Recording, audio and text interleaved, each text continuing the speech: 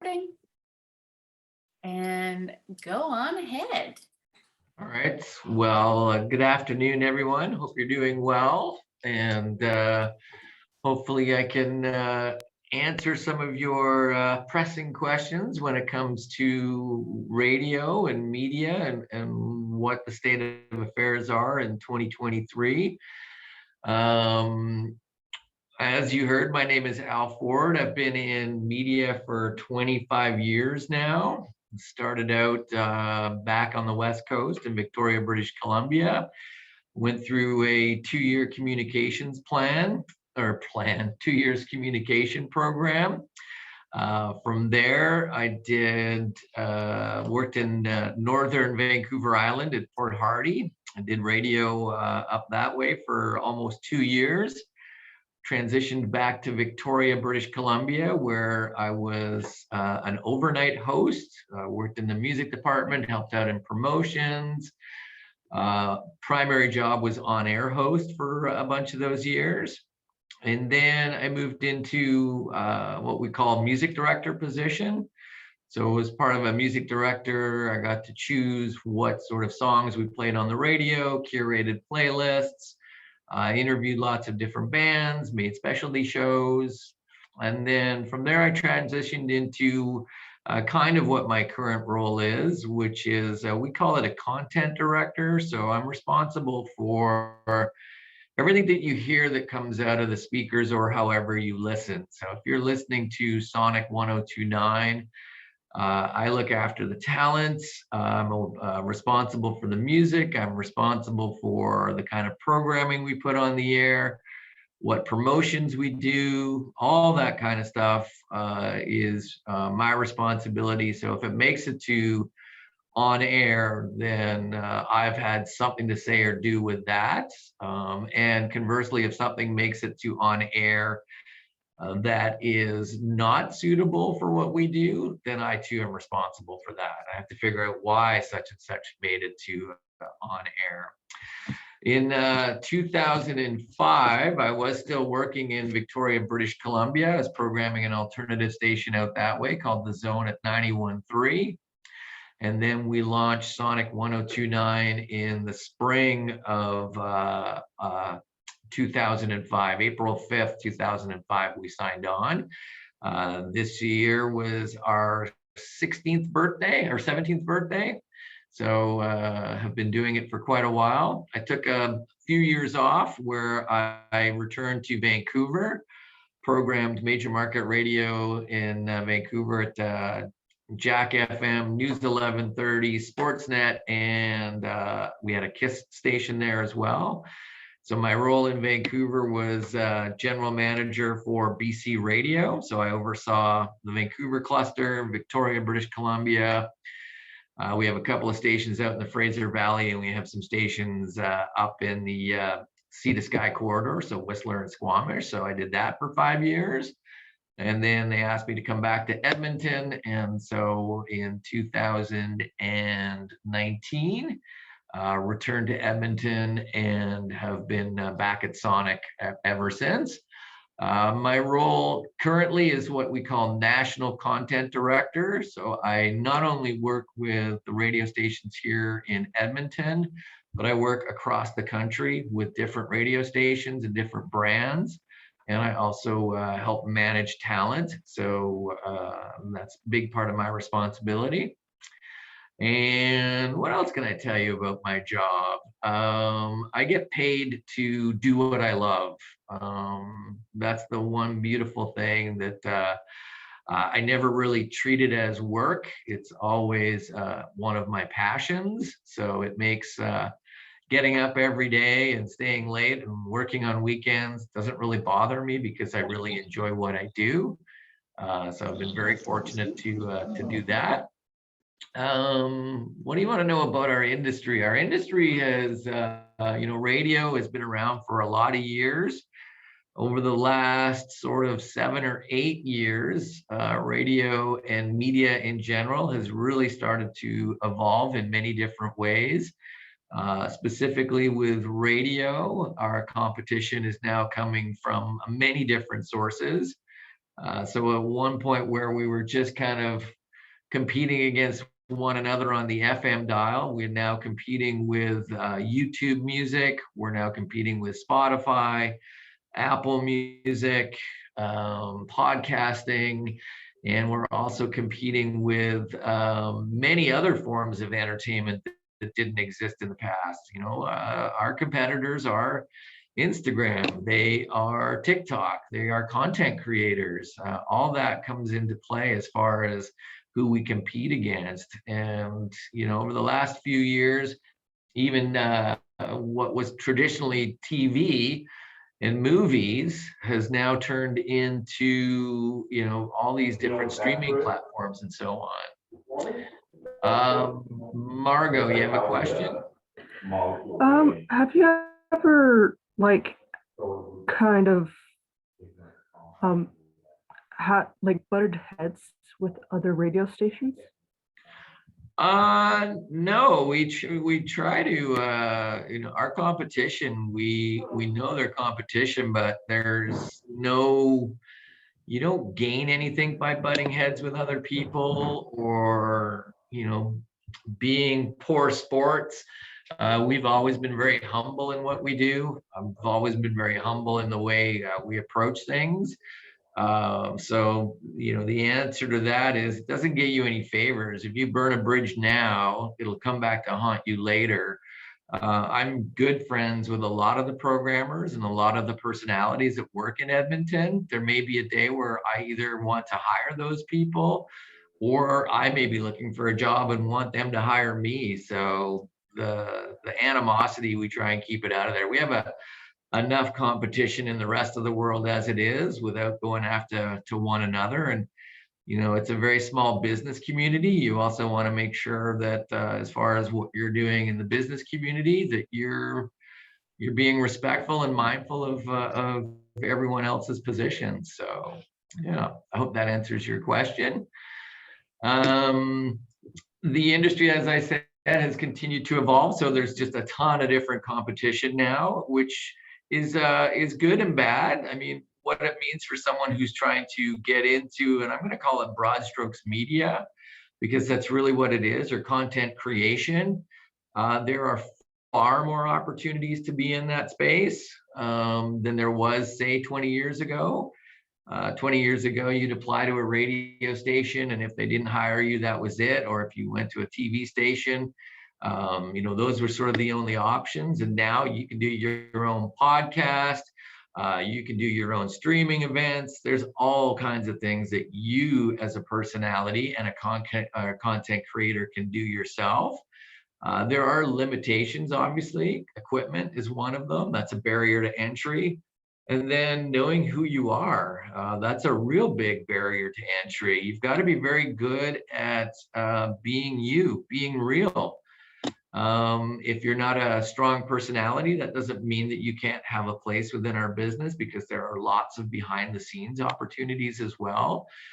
We have producers who help create content on a day-to-day basis. We have writers who help write all the commercials. We have salespeople who go out and sell advertising. We have engineers day-to-day who look after the transmitter and all the equipment that we have.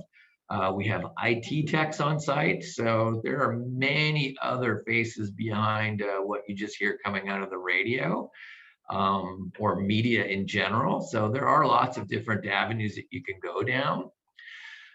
So those are some of the things that you're able to do. As far as getting into the business, I certainly look for experience within the industry in many different ways, not just traditional radio anymore. If you're doing a really good podcast, that's consideration. If you've got strong YouTube content and a YouTube channel, that's always helpful. But I do look for experience before we hire into a major market. So it's not as if you can come right out of school and walk right into a major market radio station. It's like any industry. You have to build up some credibility. You have to cut your teeth somewhere.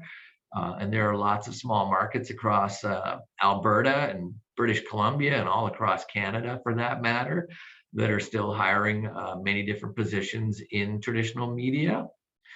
An average day for me, there is no average day, which is one of the nice things about it.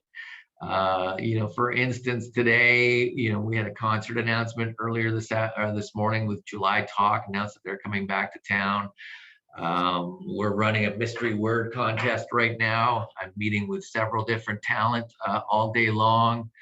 At the end of the day, we could be going to a concert to go see whoever. At the end of the day, I could be going and meeting with a sales rep to figure out what we can do for a client. So there are certain elements of my day-to-day that are familiar and obviously routine, but there are many that aren't. Like I say, I come in every morning and sort of look at my calendar before I get going, and at some point throughout the day, inevitably something will pop up, and you kind of pivot and you move and you do what needs to be done. Could be good, could be bad. You just never know. So being nimble is one of the other attributes that you have to have, and also being measured. I can't be flying off the handle and getting everyone else on my team riled up for no reason whatsoever. I've got to keep everyone else calm if it is a situation where things are going a little sideways.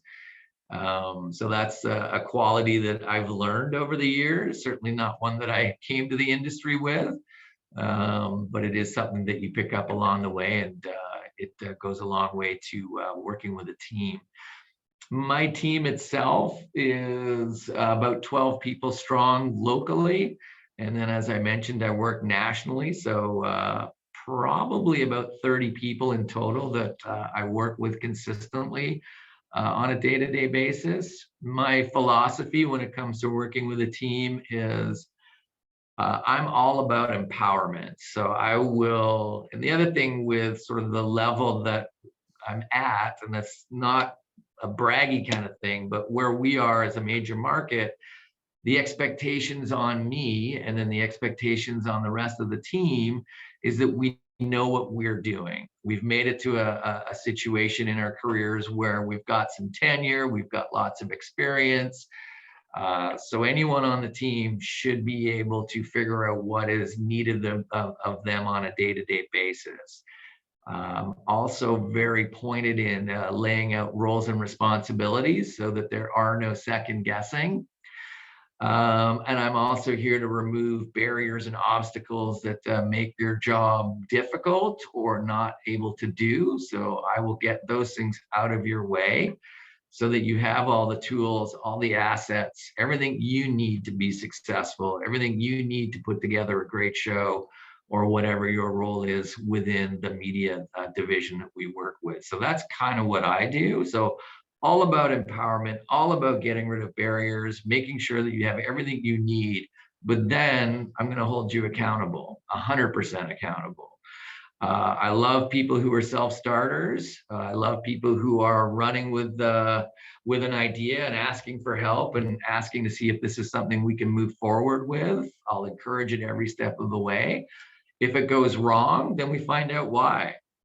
And again, it's holding some accountability so that we figure out where the process went wrong, what went right, and how do we do it better the next time. And if it's a rogue situation where I didn't know about it, no one knew about it, then again, the accountabilities come into play. So all about empowerment, 100%, but I'll hold you accountable to what the end product is. And not in a mean way or a vindictive way, in a learning way. We always have to come out of something and figure out what went wrong and how do we get better so that it never happens again. So that's kind of what the overall scope of my job is, my position is that. Candidates that I look for, I think I touched on it a bit earlier, those are people with experience. Those are people that are going to match the qualities of not only what we have existing here already, but also what Rogers Sports and Media is looking for. We have a certain set of values from a corporation standpoint that we adhere to, and they're by no means different than you would see from any other company. They're all very respectful. It's all about diversity, inclusivity, being good corporate citizens, being kind to your fellow employee, all those kind of things. So, I have to try and match people that are going to work well with the people we have in our building that I think are going to bring their strong talents and attributes that make us better. And not saying that you have to have all of those. If you're proficient in 2 or 3 and you're a little weak in some of the other areas, then that's our job to help you grow into that position. It's our job to provide you with what it is to get stronger in those areas. And, if you can't adapt to that, then we're not going to force you into that. We'll force you where your strengths are. And if you're not good at one task and you hate it, there's no point in making you do that. What are the things you love to do, and how do we make that your big shining moment? And if you're not comfortable being in front of a crowd, I'm not going to force you to be in front of a crowd. But if you are great at shooting video and editing content and getting it up onto an online platform within no time flat, perfect. Then that's your lane. Go for it. Run with that. We'll make sure that you have everything you need to do. Don't worry about the other side of it. So that's the other part of what I look for in a candidate. Where are your strengths? What are your opportunities? What do I keep you away from so that you never have to deal with those situations?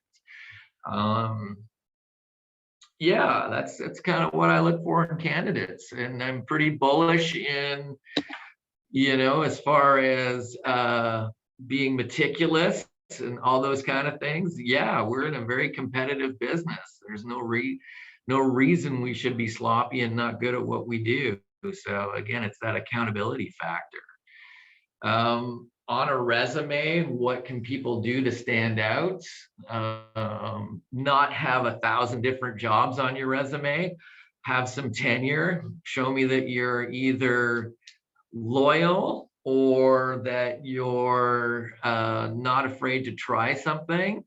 When I see people with resumes that are 3 months here and 6 months there and another 2 months or whatever, it's an automatic out for me. I just don't see the path to consistency.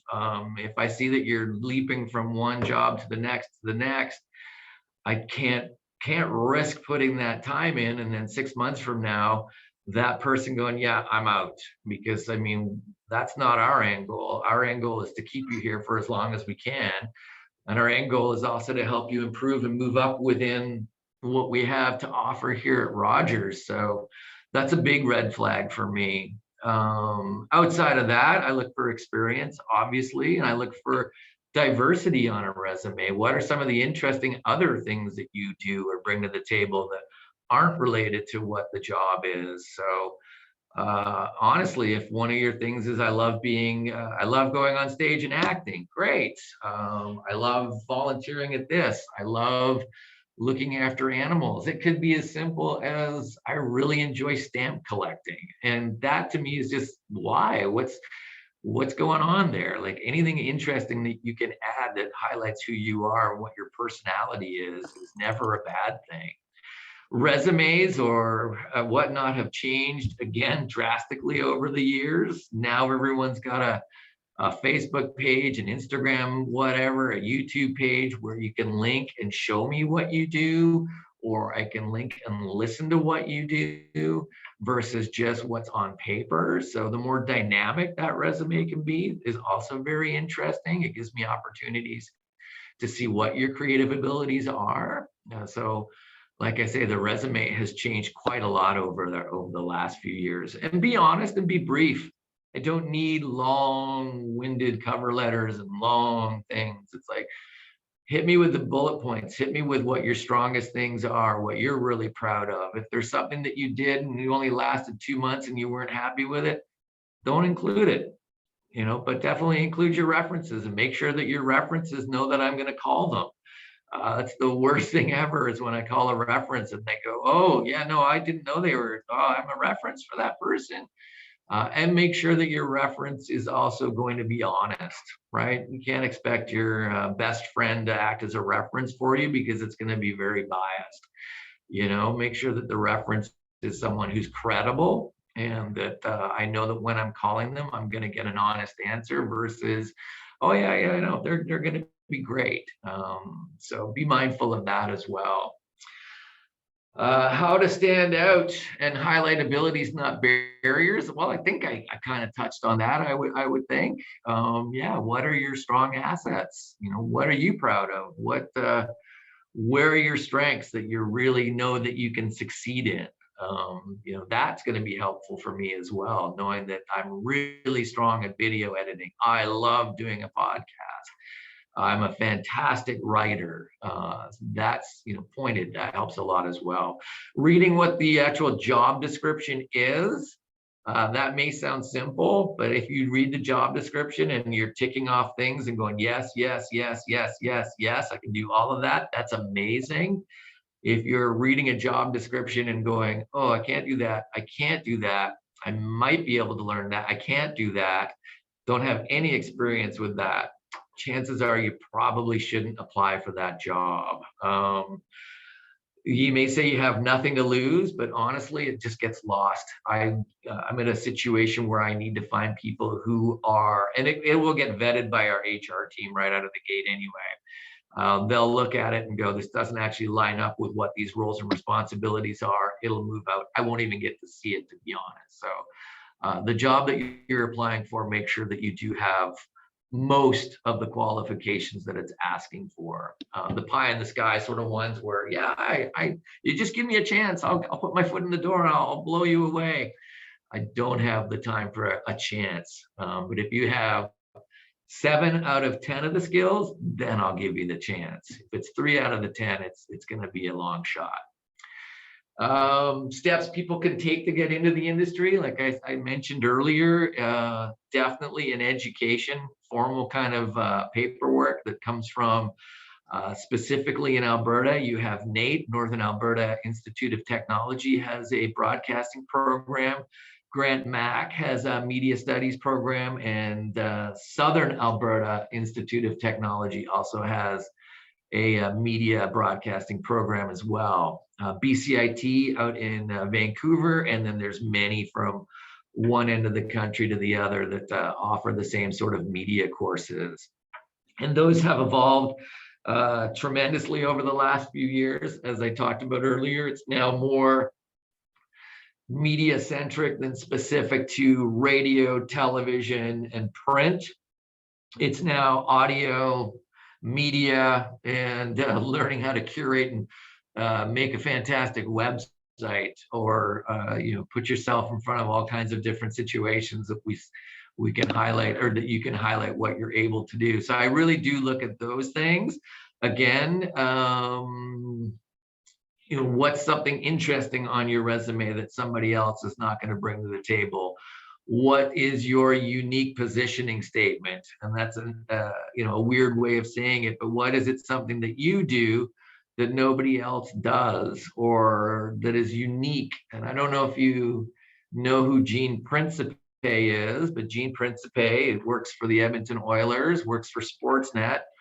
Gene Principe, love him or hate him, one of the things that is unique to Gene Principe is he's a guy that does puns.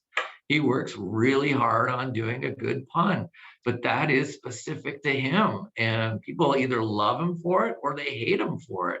But it is very different. And when you watch Gene Principe, you know that that pun is coming. And that's a unique thing that someone else isn't bringing to the table. So those, as maybe annoying as you think it may be, it's also something that's actually an asset, because he's turned it into a career and has done a masterful job of it. So that's sort of one example, and there are many more. When you're watching a personality or whatnot, I don't know if you watch late night talk shows or anything, but Jimmy Kimmel does mean tweets. That's unique to Jimmy Kimmel.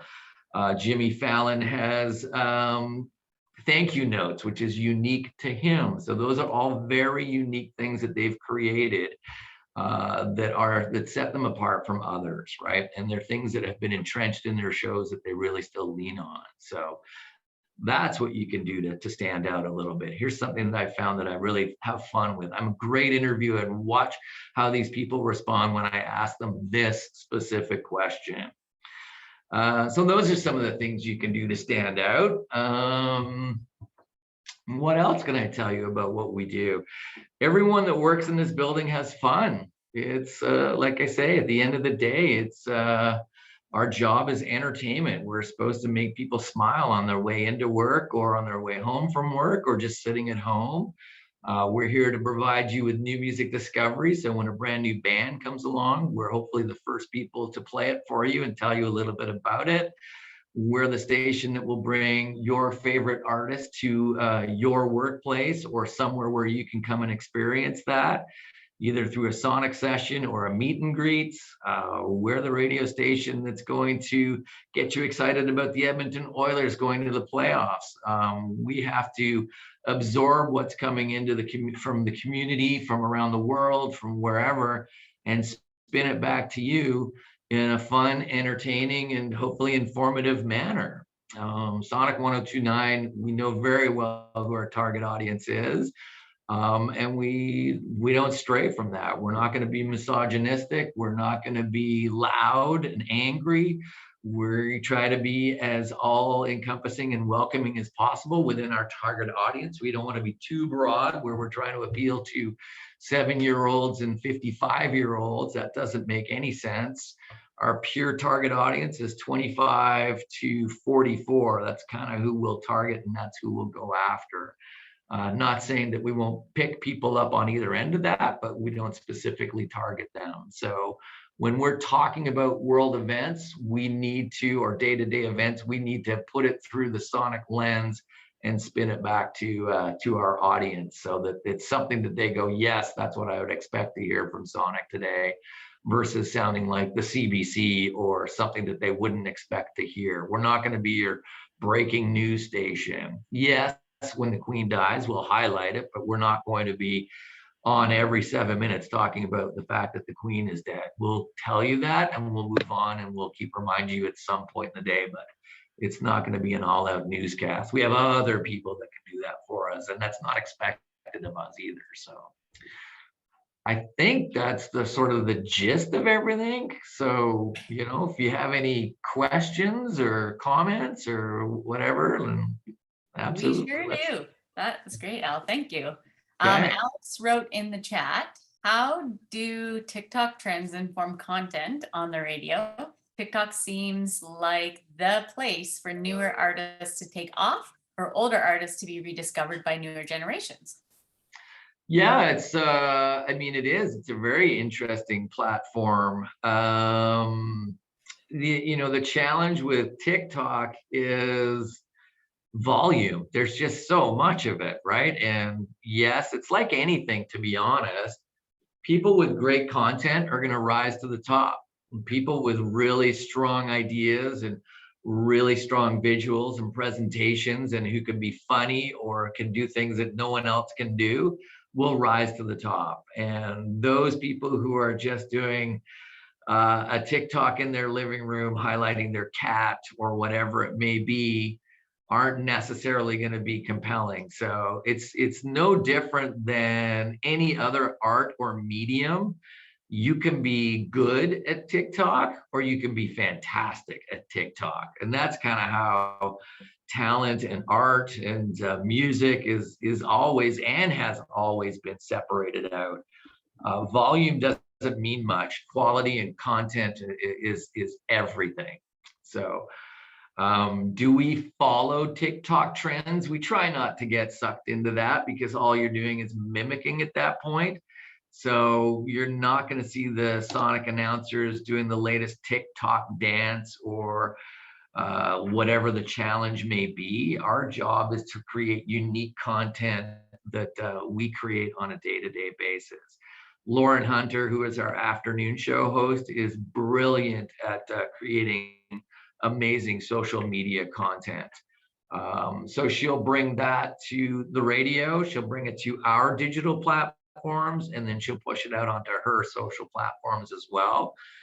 It's great brand extension for Lauren. It's great brand extension for our radio station. So if someone discovers Lauren on TikTok and somehow finds their way back to Sonic 1029, perfect. That's how we use those platforms to increase our listenership and just grow our digital audience as well. That's great. Great question, by the way. Right? So I was like, wow, It's so deep. Seth wrote, for the music, do you need permission from the artist to play the music? Like, how does that work?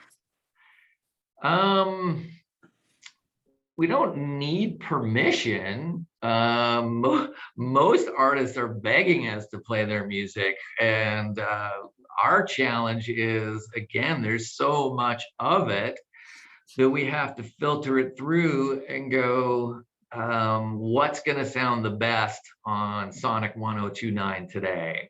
So that is challenging. And there's several different sort of things that we look at. Is there any history with this artist? Have they played on the radio station before? I'll sort of go to a recent example, and that is Blink-182. They dropped a brand new song the other day with their core band. Our audience absolutely loves Blink-182. They absolutely know who they are. We'd be foolish not to put that song on the radio. So yes, they kind of get a free pass because they have history, heritage, familiarity, instant familiarity. With an up and coming band, it's a little more challenging because we not only have to let our audience know who this band is, where they're from, why we're playing it, why you should like this song. So there's that factors into getting on the air. Does it sound like it belongs on Sonic? Yes. Okay, check, check, and check. We also have a finite amount of positions on our playlist, our active playlist. People always ask us, why do you only play the same songs over and over and over again?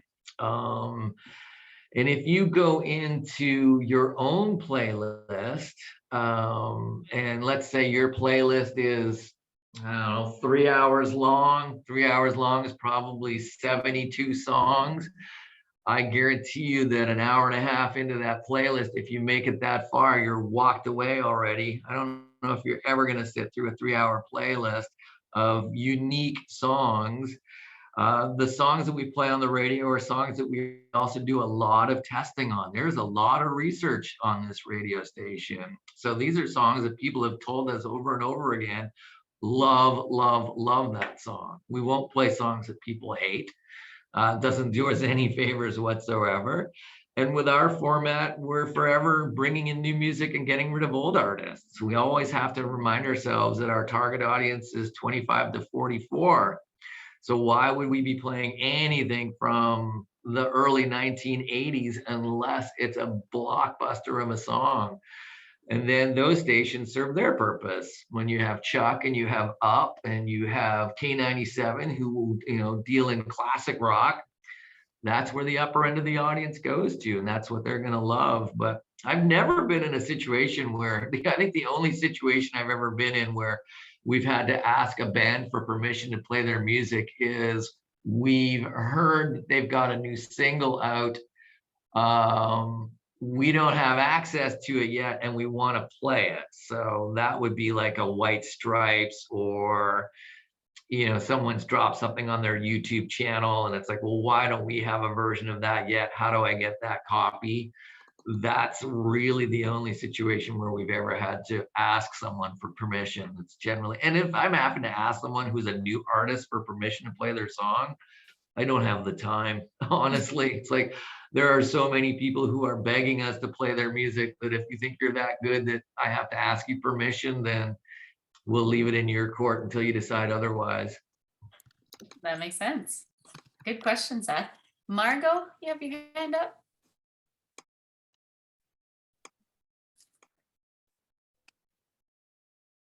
Maybe.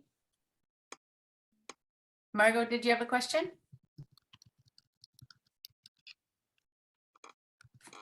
Maybe not. I have a few questions. Sure. A few two-parter, three-parter questions, maybe. So you talked a little bit about kind of a bunch of different positions that exist within radio. Mm-hmm. How do you go about finding these positions? Like, are you guys often on Indeed, your own website? Where can people kind of seek out open positions?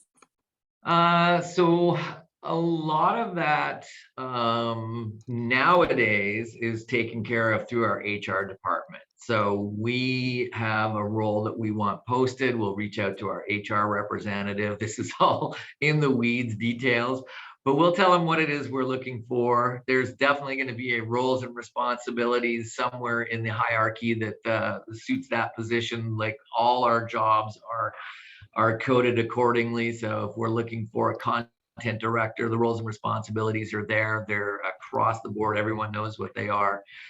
So we'll reach out to our HR representative, let them know what it is we're looking for. They've got all that. It'll go onto our corporate website. It'll go into LinkedIn. It'll go into thousands, or not thousands, but any number of the job search platforms that are available. So we do go wide and far. It's not closed just to certain areas. But Rogers Corporate is probably for media. It has everything. It's not just media. There's every different job that Rogers has, because we work for Rogers in general, which is obviously a wireless division. So they do a lot of cell phones. It's a big part of our business. Rogers Sports and Media is actually, believe it or not, a small part of the Rogers Corporation. We factor into it in ways that aren't as massive as the wireless side of things are. But we're home to the Blue Jays. We own the Blue Jays. We own Rogers Sportsnet, which has an amazing affiliation with the NHL. So any job that we have is posted on the Rogers corporate website. And then it breaks it down by region. So if you're in Western Canada, you can see what jobs are available in Western Canada.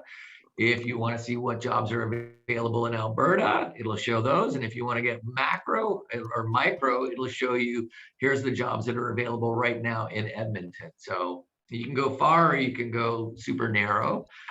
But yeah, they're available on all the sort of major job search platforms. Very cool. And I just had kind of a question for the participants. Was anybody wondering about any other positions that may or may not exist within this world that Al didn't touch on? No, shaking heads, nothing else. Awesome. Margot had a question in the chat. Oh, and they have their hand up. Margot, did you want to chat, or do you want me to ask your question? They said something about their mic.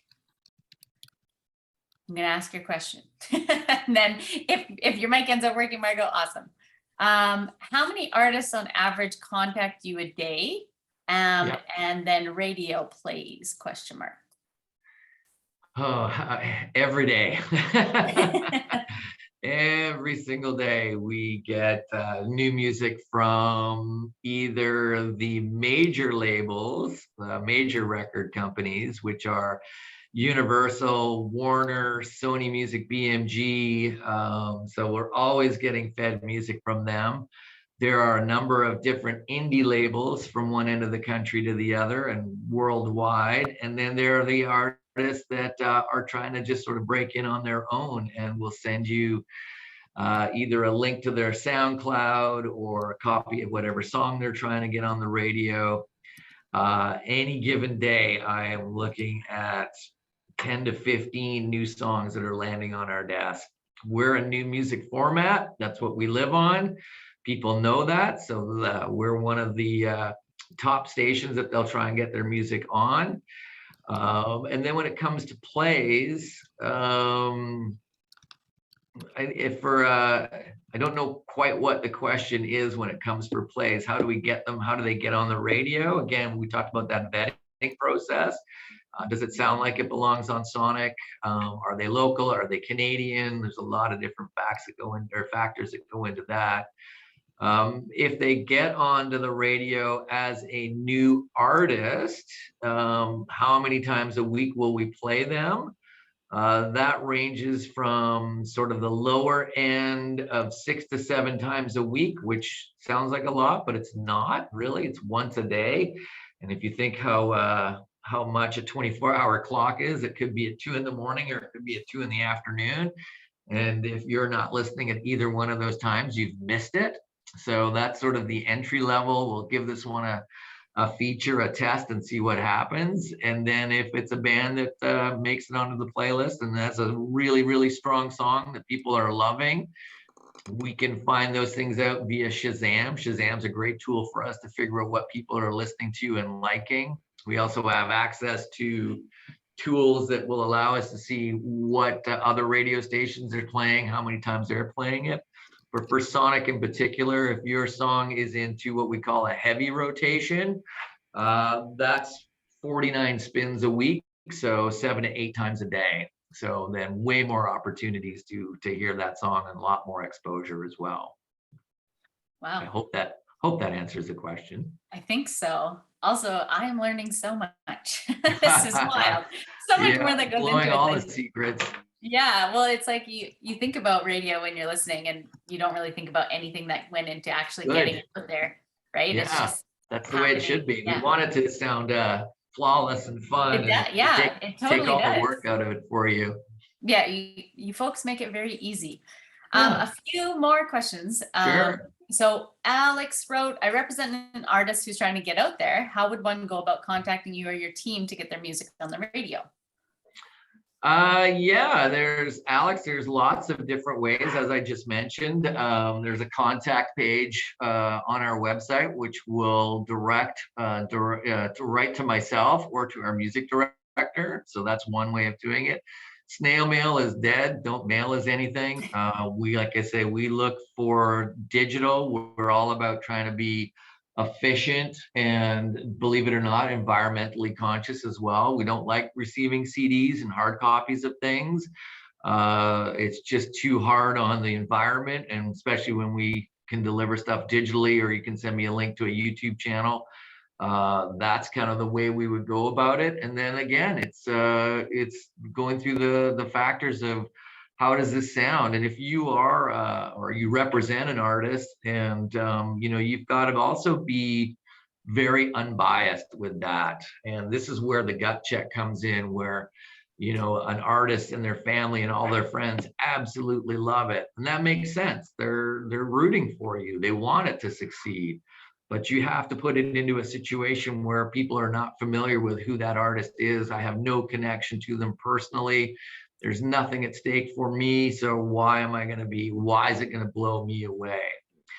I always suggest, especially with new artists, and you have the ability to do this so easily now, is upload it into your favorite playlist. So take some of the bands that you absolutely love and songs that you think are the best, and then put your song right in the middle, and then play it back. And then when you hear your song next to the Arctic Monkeys, Bare Naked Ladies, Blink-182, whoever your list may be, that's the competition you're going up against. And if you don't want to go head to head with those core artists, then go into any new music streaming platform and go, here's the new artists that are available today, and curate your song in and amongst bands that you've never heard of before, and do the same test. How does it sound? What's the production like? Are people singing along to it? Can I sing along to it? Is the volume of your song too high, too low? You want to make sure that that's when it sounds in the mix, it's going to stand out with the rest of the competition. So that's literally the bar that you have to get to. You can send me a poor sounding song, and if it is super catchy and absolutely amazing, we can hear that. And everyone can hear a really great song. It doesn't have to be produced really, really well. If the hook's there and it's a great, catchy song, people will tell you. But like I say, put it against the litmus test of someone who's not connected to you or your artist at all, and get some really honest opinions. That was a great idea. It also takes the bias out of it. Yeah. It's really easy to love everything we love, or the people we love that they produce or do, but that's a good way of testing. This one's a loaded question. By loaded, I mean many questions. It'll be awesome. Okay. So, is a radio host also considered a DJ? Yes. Okay, I've been waiting for the rest of the question. Okay. Okay. Like maybe we'll answer piece by piece. Okay. If is Yes. a radio host also considered a DJ? If Okay. not, what's the difference, and how does one try to become a DJ? Ah, I've always wondered, is Sonic 1029, do you have a particular genre, or is it just alternative music? Does playing older songs still earn that band or artist revenue, even if it's been 20 years? Um, how do you consider making playlists? I ask because I enjoy making playlists, but I'm always curious on how radio does it. Okay. Whew.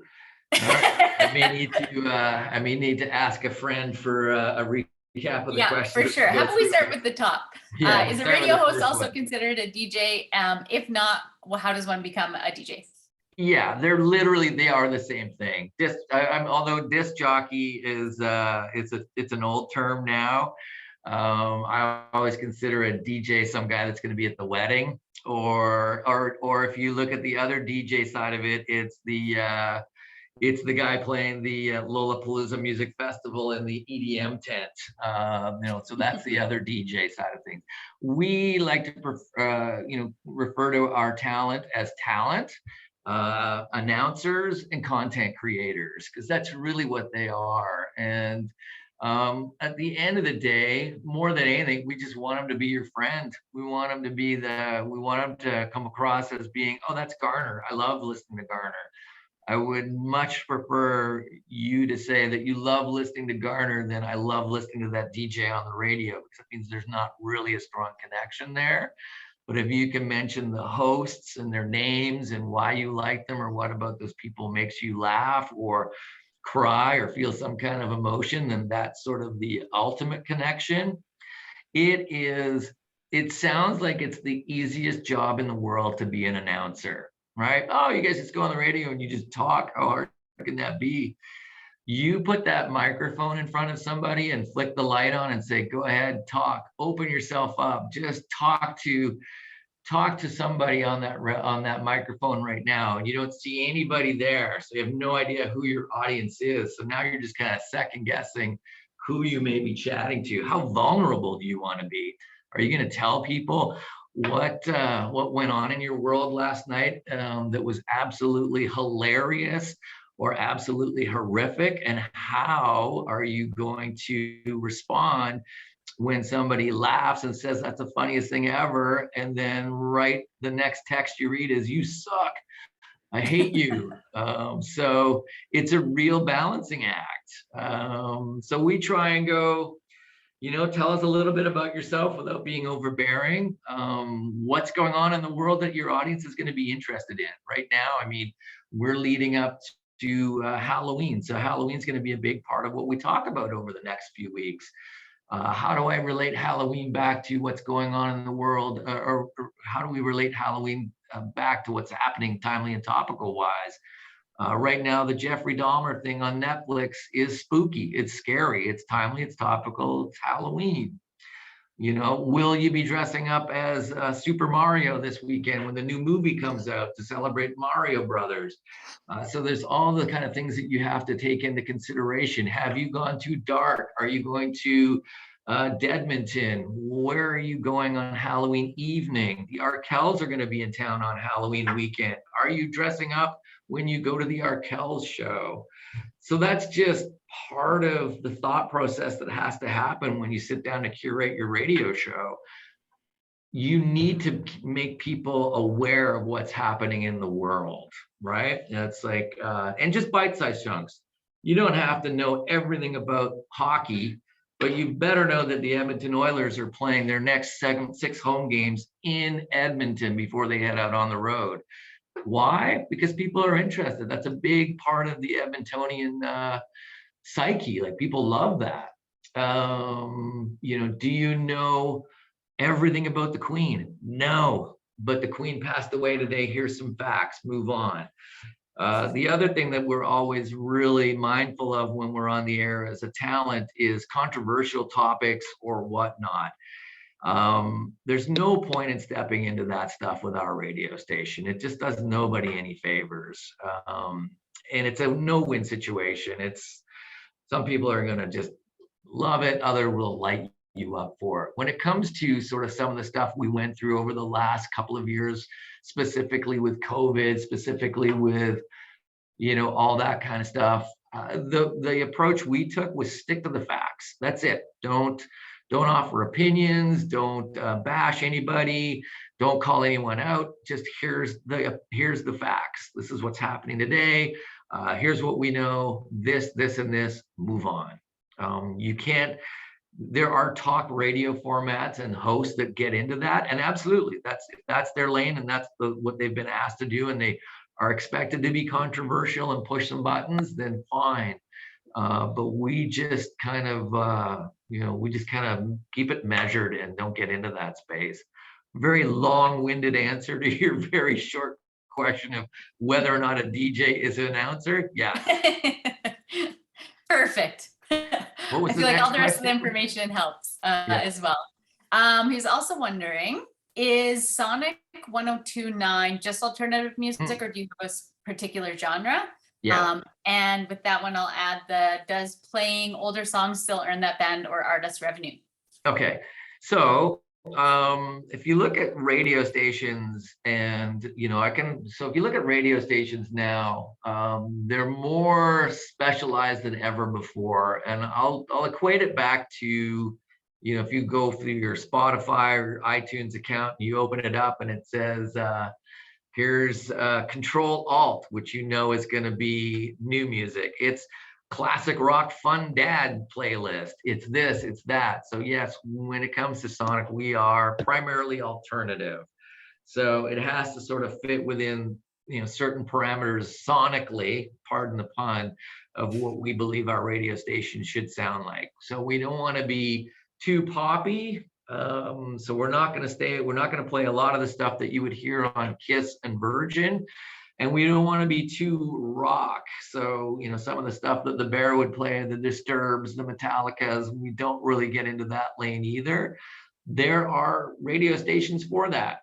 And if you're a big fan of the Bear, I guarantee you're not a big fan of Sonic. It's just the way it's meant to be. And if you're a fan of Sonic, you may be a fan of some of the stuff the Bear plays, or you may be a fan of some of the stuff K97 plays. So we're very specific as to why we do that. Same with Kissin' Country. They're just going to be a straight up country station, and that's the lane they're going to stay in.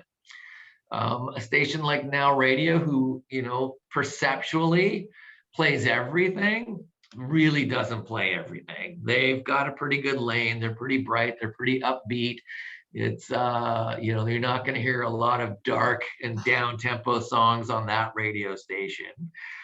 So yes, again, long answer to your short question. We are an alternative radio station, and alternative music is, it's a wide genre. It really is. So it does afford us the ability to color out of the lines a little bit, but we generally stay within what our sound is, because our audience is not going to expect us to play stuff that is so far left of what we do or so far right of what we do. We're just they know what to come to when we're here.